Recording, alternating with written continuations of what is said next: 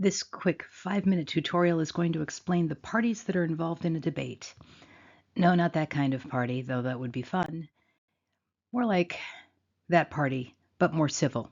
Okay, so there are essentially three parties. You might think that there's only two, given every presidential debate we've had, but there are actually three parties involved in a debate. The first is that there's going to be an affirmative.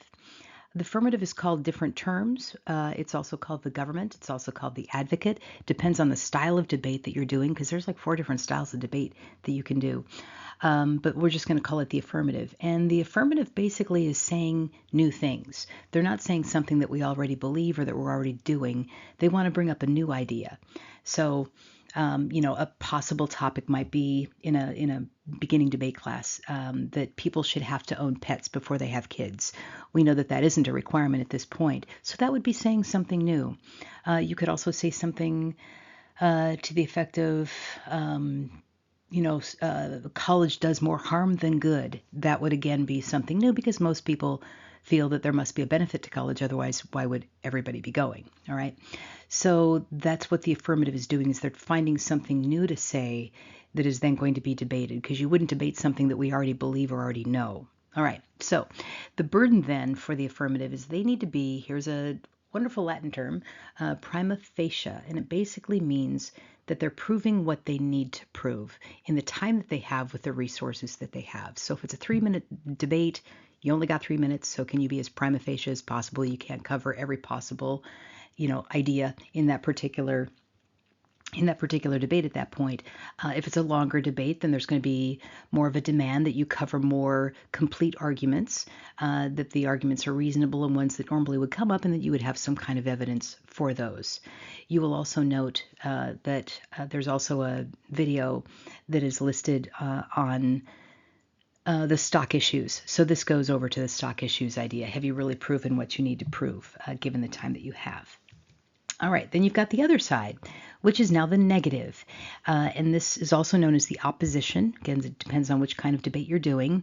And by definition, the negative disagrees with the affirmative. It doesn't mean that they always have the not in the word, like you should not do something. It might very well that the affirmative is saying, we should not obey speed limits. That would be an affirmative, even though that not is there. So the negative always disagrees with it, whatever the affirmative says. And it sometimes seems that the negative actually is easier because you just basically disagree. But actually, there's some 3 specific burdens which balance out the debate. The first is that the negative has to clash with the affirmative. They can't ignore all of the affirmative arguments because those arguments stand. In other words, silence means consent in this instance. So you have to go through and at least say, nuh-uh, nuh-uh, nuh-uh. But hopefully you're saying it with some kind of reason while you're saying it. The second burden is that you do need to uphold the status quo, because there is a ground that you're standing on, and you need to say why this ground is reasonable. In other words, if the affirmative is arguing that people should have to own pets before they have children, then the negative would say there are many other ways that people can learn things like responsibility and financial responsibility, and how to navigate through the difficulties of, bad behavior of a pet or a child. So they always have to then uphold whatever people tend to agree.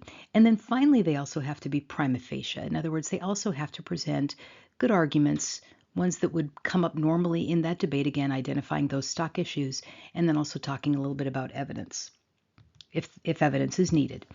And then finally, this is the third person that you don't realize is actually there, but of course they're there. It's the judge. And the judge is the person, the individual, or the people that decide. So obviously the Supreme Court is a judge. Any local courthouse has, judges, singular, that will decide on something. The judge can be your other friends in conversation if you're debating something lively. Those are the judges. And the judge also has a burden, and that is that they need to be what's called tabula rasa. In other words, they need to be clean slate, which means, and that's also a Latin term, they need to be free of any kind of bias.